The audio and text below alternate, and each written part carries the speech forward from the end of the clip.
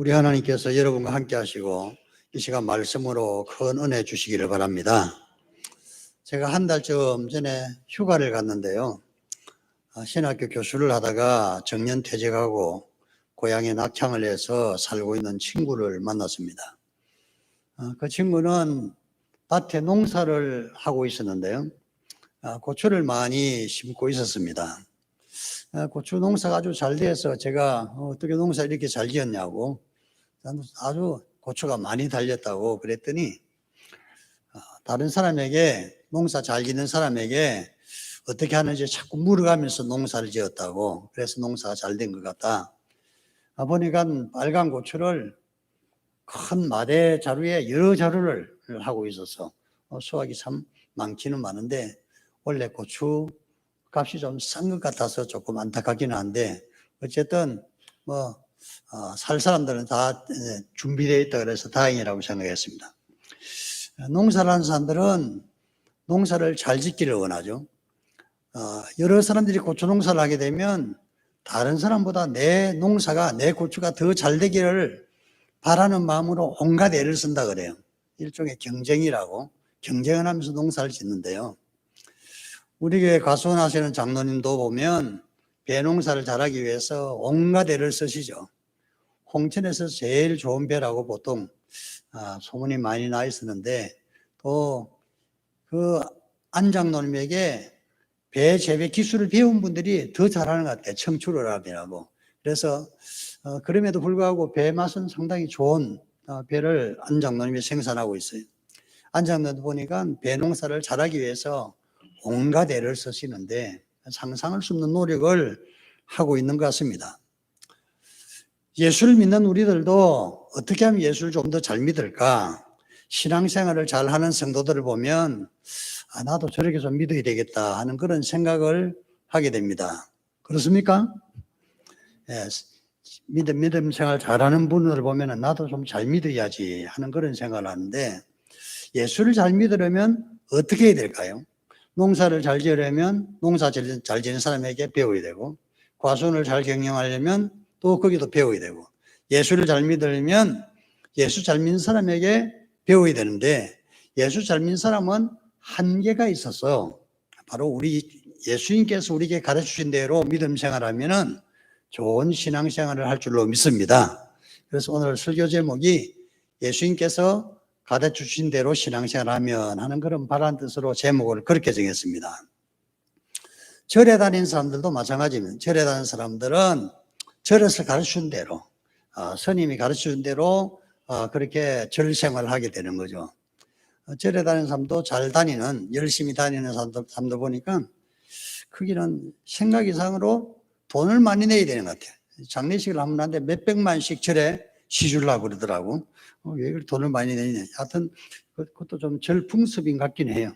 어쨌든 어떤 신앙생활을 하려고 그러면은 교회 다니는 분들은 교회의 가르침을 따라야 되는 거고, 그리고 다른 종교도 마찬가지일 겁니다. 오늘 성경에 나온 라오디게아 교회 성도들은 스스로 믿음 생활을 상당히 잘 한다고 생각했습니다. 나는 부자라 부족한 것이 없다 하는 그런 생각을 했다 그러니까 믿음의 부자, 신앙생활의 부자라고 생각한 것 같습니다. 예수를 잘 믿는다고 생각을 했죠. 근데 예수님께서는 조금 다르게 생각하셨습니다. 그 누가 기준이 되느냐의 문제입니다. 내가 기준이 되면 내 신앙이 올바른 것 같고 완벽한 것 같지만, 예수님의 기준이 되면 예수님의 기준에 맞느냐 맞지 않나, 그게 문제가 되는 것인데, 라오디게아 교회 성도들을 향해서 예수님께서는 조금 부족한 면이 있다 하는 것을 지적을 해 주신 것입니다. 라오디게아 교회를 향해서 하신 주님의 말. 첫째, 예수님께서 라오디게아 교회에 대해서 어떤 상태인지에 대하여 몇 가지 말씀을 하셨습니다. 제가 성지순례 때 라오디게아 교회에 가본 적이 있습니다. 그 지역에 가본 적이 있습니다. 라오디게아 지역은 지금의 터키라는 나라에 있는데요. 현재 지명은 파무칼레라는 곳입니다. 파무칼레는 여러분들 혹시 세계 여행한 사람들 그런 그 다큐멘터리를 보면 종종 나오는 곳인데, 파무칼레에는 석회암 지역에서 올라오는 그 온천이 있습니다. 그 온천이 저 멀리서 내려오면서 한 10km 쭉 내려오면서 물이 점점 식어져서 파무칼레라는 사람들이 많이 모이는 그곳에 가게 되면 물이 아주 미지근한 상태가 되는 것입니다. 예수님께서는 이 라오디게아 성도들이, 라오디게아 교회가 이 미지근한 온천물처럼 되었다, 그렇게 말씀하고 있는 것입니다. 차지도 덥지 않은 미지근한 상태가 바로 라오디게아 교회의 상태라고 진단을 하고 있는 것입니다. 차지도 않고 덥지도 않은 상태를 다른 말로 하면 사랑이 식은 상태라고 보겠습니다. 보통 남녀가 서로 사랑을 할 때는 어떻습니까? 날마다 전화도 하고 문자도 주고받고, 옛날에는 편지를 많이 썼죠. 편지를 쓰고 또 쓰고, 내 친구 하나는 보니까 편지를 연애하면서 편지 쓴 걸 이만한 한 박스를 보관하고 있는 것 같더라고요. 읽어보면 뭐 특별할 것도 없을 것 같은데 하여튼 그거 보관하고 있는데, 그걸 볼 때마다 얼마나 내가 그 일을 사랑했는지, 서로 사랑한 그 흔적을 간직하고 있는 것 같습니다. 사랑을 하게 되면 날마다 보고 싶고 또는 생각나고 그러지 않겠습니까? 그 일을 위해서라면, 또 그녀를 위해서라면 내가 뭐든지 희생을 할 수 있고 뭐든지 바칠 수도 있고 제공할 수도 있는 것이죠. 그 아가씨를 만나기 위해서 혹시 그 아가씨가 어디서 퇴근한 길목이 어딘가 버스 정류장에 기다리기도 하고, 또 불 꺼진 그의 집 앞에서 서성지를 거리기도 하고 행여나 만날까 싶어서, 그게 사랑의 열정이 아닐까 그렇게 생각합니다. 그런데 주님께서는 라오디게아 성도가 그 사랑의 열정이 식었다고 말씀하고 있는 것이죠.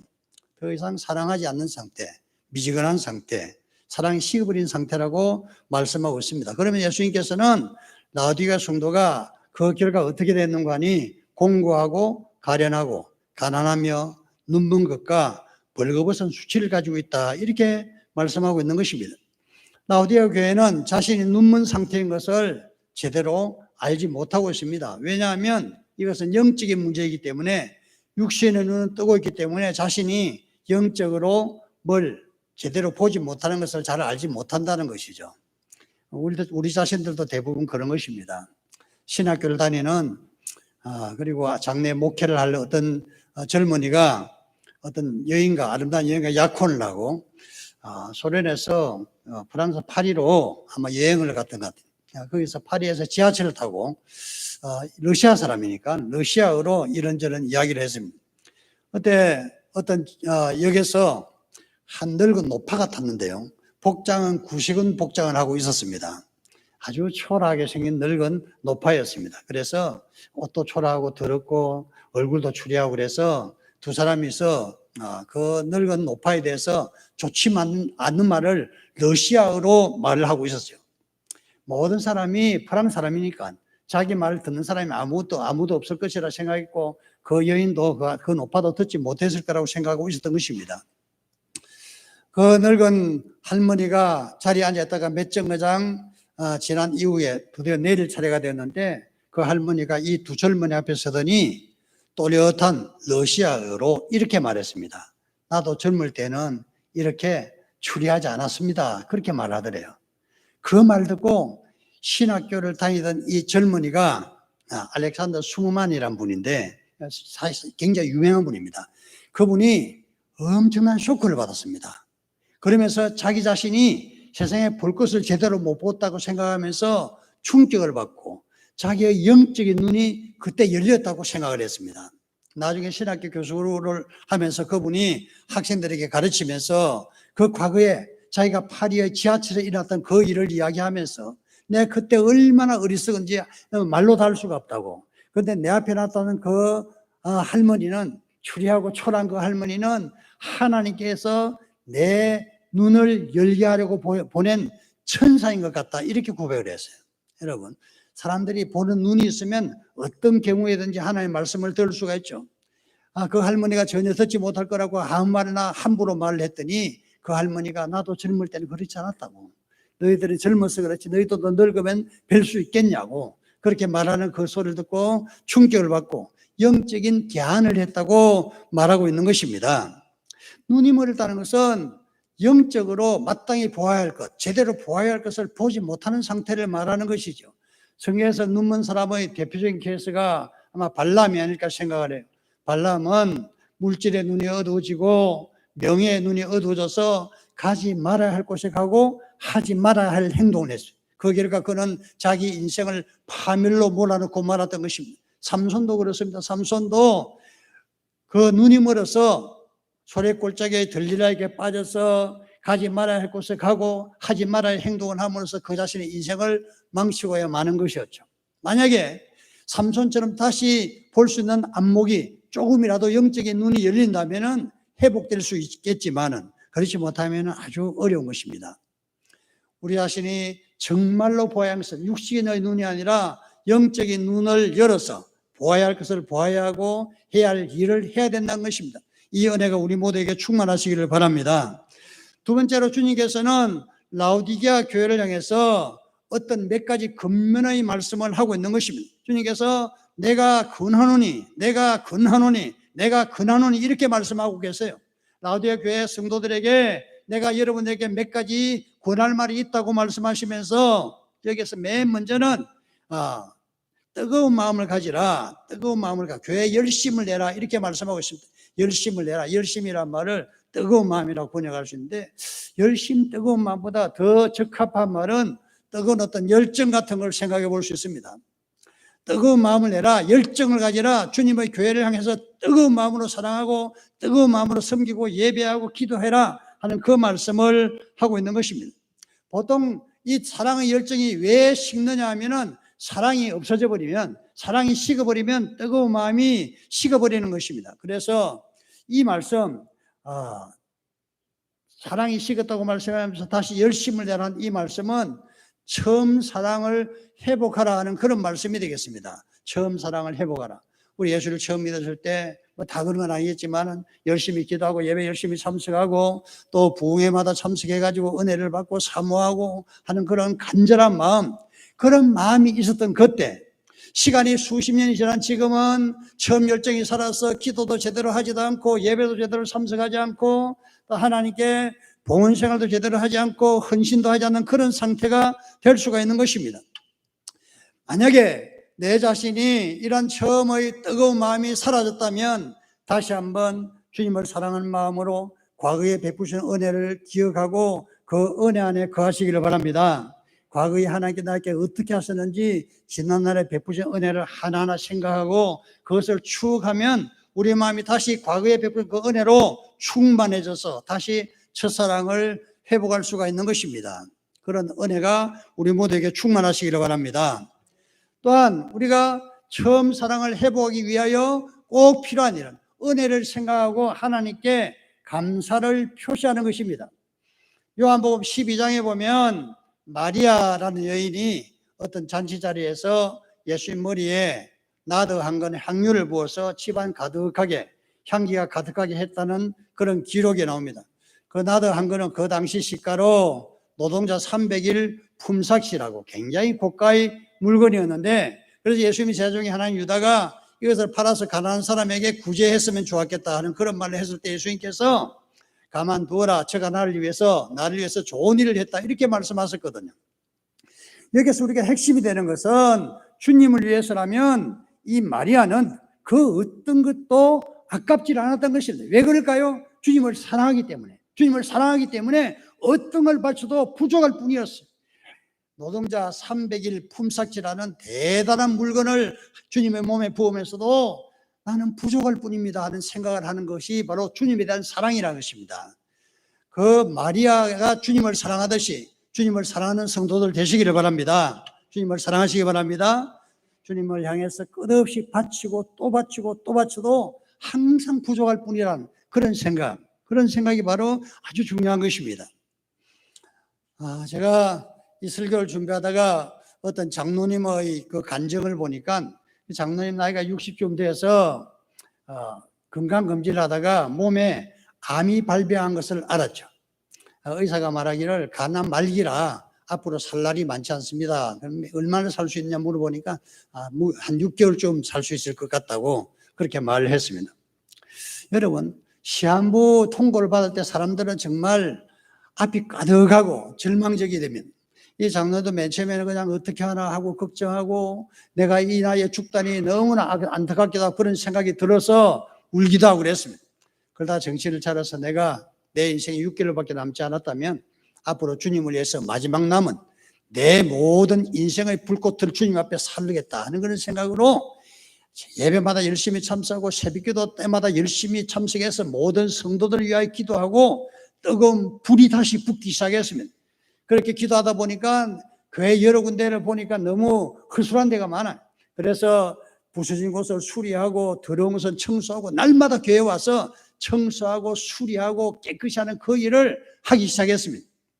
거기에는 관리 집사님이 없어서 이 장로님이 하다 보니까 교회 일은 해도 끝이 없어요. 이것하고 저것하고 또 하고 기도하고 예배하고 하나님께 봉헌하고 헌신하고 그렇게 했는데 6개월이 지났을 때 장로님이 멀쩡해졌습니다.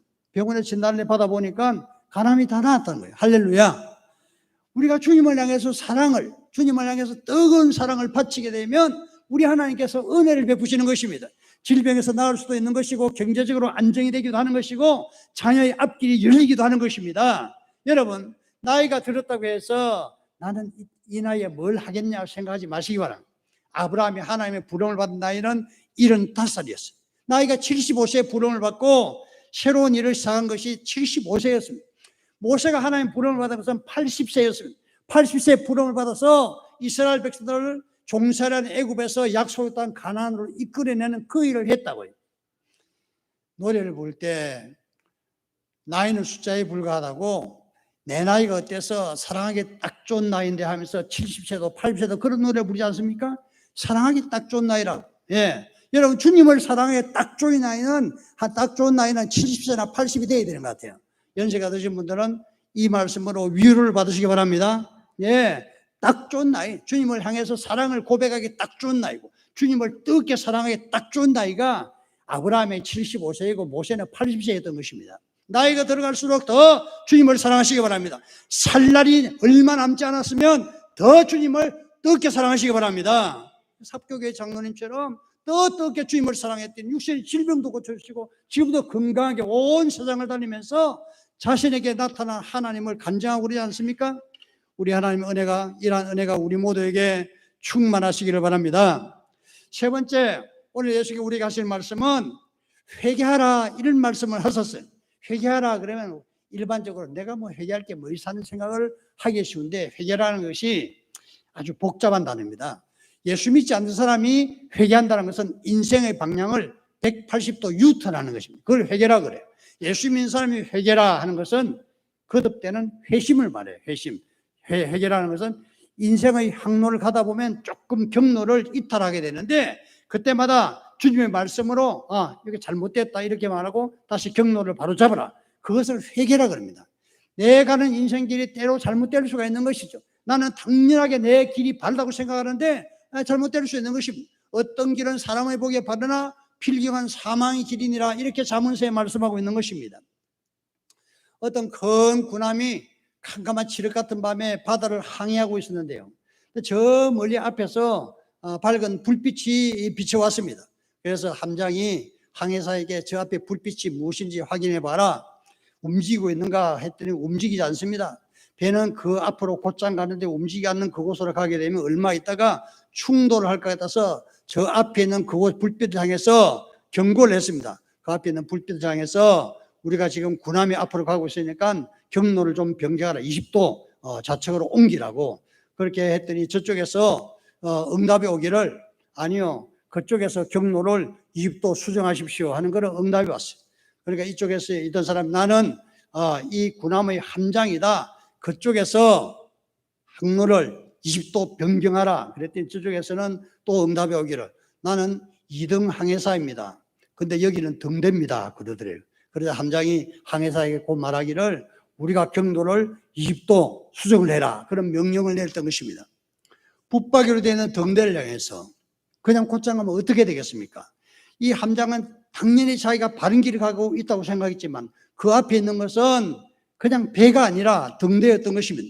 등대를 만약에 들이받게 되면 배는 파손나게 되고 모든 사람은 목숨을 잃게 될 것입니다. 회개라는 것은 우리가 당연하게 바른 길을 가고 있다고 생각하는 그 길이 잘못되었을 때 경로를 조금씩 수정하는 것입니다. 신앙생활 할 때 우리가 잘못될 수가 있는 것이거든요. 하나님께서 말씀하신 대로 우리의 인생의 길을 항상 수정해가면서 하나님께로 곧장 달려가시기를 주님 이름으로 축원합니다. 우리가 바른 길을 가기 위해서는, 바른 신앙길을 가기 위해서 필요한 것이 뭐냐? 여기 보니까 내 마음에 주님을 영접하고 살아야 되는 것입니다. 오늘 말씀 20절에 보면 볼지어다 내가 문 밖에 서서 두드리노니 누구든지 내 음성을 듣고 문을 열면 내가 그에게 들어가 그로 더불어 먹고 그는 나로 더불어 먹으리라, 이렇게 말씀했어요. 내 마음에 주님을 모시고 살아갈 때 내 인생 경로가 바르게 되는 것입니다. 왜냐하면 주님께서는 우리의 길이 되기 때문에 그렇습니다. 내가 곧 길이요 진리요 생명이니 나로 말미암지 않고는 아버지께로 올 자가 없느니라, 이렇게 말씀하신 대로 길 대신 주님을 우리가 내 마음속에 모시고 가게 되면 바른 신앙생활을 할 수가 있는 것입니다. 때로는 주님을 모시고 살아가는 우리들도 여러 가지 어려운 일을 겪기도 하고 또는 자초하기도 하고 파선하기도 하고 때로는 교통사고 같은 것이 날 수가 있습니다.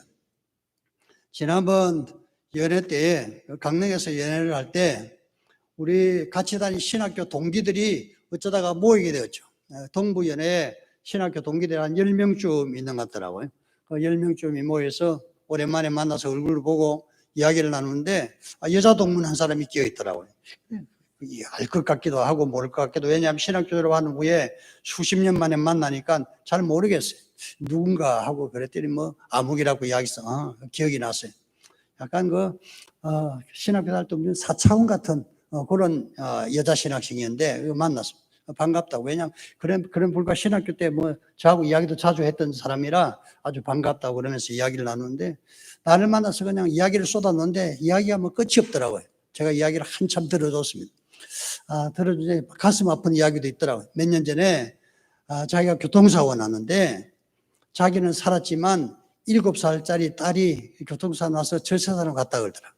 딸이 교통사고 죽은 이후에 그 마음에 정처가 없고 힘들어서 그냥 정신적으로 우울증에 걸려서 그냥 항상 죽고 싶다는 생각밖에 없고 밥도 먹히지 않고 잠도 오지도 않고 그냥 지옥 생활을 했다 그러더라고요. 여러분, 믿음 생활하다가 이것만큼 우리 마음을 아프게 한 일이 없습니다. 정말 너무나 고통스러워서 자기가 주체할 수가 없었는데 어느 날 눈물을 흘리면서 아이의 유품을 이렇게 정리하다 보니까 아이가 7살짜리가 그림 그리기를 좋아했는데 그림 그리기를 쭉 살펴보다 보니까 한 달쯤 전에, 죽기 한 달쯤 전에 그림이 하나 나왔는데 거기에 그 7살짜리 아이가 글을 써놨대요. 엄마한테.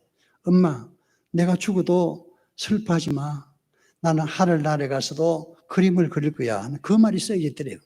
이 아이가 죽기 한 달 전에 벌써 뭔가를 알았던 것 같아요.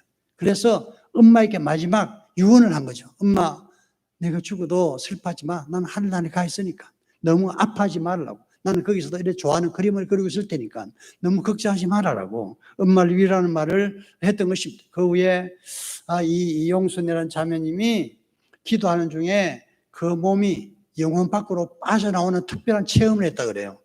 자기가 보니까 어느 날 자기 영혼이 몸에서 빠져나왔는데 보니까 자기가 기도하는 모습을 했고, 근데 빠져나온 내 영혼이 들어가지 못하면 죽는 것입니다. 말하자면 일종의 죽음을 경험한 것인데 자기 몸이 영혼이 밖으로 빠져나와서 어디로 끌려갔는데 가고 보니까 천국이더래요. 그곳에서 자기가 그렇게도 좋아하던 예수님을 만나게 됐는데 예수님을 얼굴을 그때 한번 딱 봤는데 얼굴이 너무 아름답고 그리고 예수님의 눈을 돌아보았더니 그 맑고 깨끗하고 투명하고 아름다워서 정말 세상 그렇게 아름다운 눈이 다 있나 그렇게 생각했대. 그런데 예수님께서 말씀을 한마디를 주시더래요. 너 정말 잘했다 하는 그 말을 하더래요. 정말 잘했다는 그 말 한마디 딱 들었는데 이게 무슨 말인지 그 당시 이해는 안 되더라고요. 그런데 잘했다는 그 말 들으니까 너무 행복하더래요. 그리고 다시 그 몸에 그 유체이탈한 상태에 다시 돌아와서 그 이후에 이 자매님은 더 이상 마음이 슬프지도 않고 외롭지도 않고 우울증도 더 이상 그를 지배하지 못했습니다. 세상의 모든 일들에 대해서 초탈한 그런 사람이 됐던 물질의 욕심도 없어지고 생명에 대한 애착도 없어졌어요. 아주 초연한 상태가 됐어요. 보니까 여자 동문인데 세상에 이렇게 아주 훌륭한 인격을 가지고 있구나는 그런 생각이 들었습니다. 우리가 주님을 만나게 될 때 내 인생이 변화되고 내 마음속에 주님을 모시고 살아갈 때 세상에 어떤 일이 있어도 우리는 두려워할 필요가 없는 것입니다. 왜냐하면 내 인생길을 주님께서 인도해 주시면 우리가 갈 영원한 저 천국을 소망해 갈 것이고, 그곳에서 우리는 주님을 만나게 되면 내가 주님 앞에 신실하게 살았으면 우리 주님께서 너 정말 잘했다는 칭찬을 해 주실 것이기 때문에 염려할 것이 없는 것입니다. 여러분, 주님께서 회개하라는 이 말씀이 때로 우리를 불편하게 하는 말씀 같지만 그것이 아닙니다. 회개해서 결국에는 우리가 내 마음속에 주님 모시고 살아가는 것이고, 주님 모시고 영원한 저 천국까지 주님께서 인도해 주시는 것이니까 우리에게 그만큼 좋은 일이 없는 것입니다. 이 은혜가 우리 모두에게 충만하시기를 바랍니다. 회개하는 이후 내 마음속에 주님을 모시고 주님을 내 인생의 주인으로 모시고 그분을 떠받들고 살아가시기를 바랍니다. 그분이 나에게 가르쳐 주신 대로 신앙생활 하셔서 승리하시기를 주님 이름으로 축원합니다.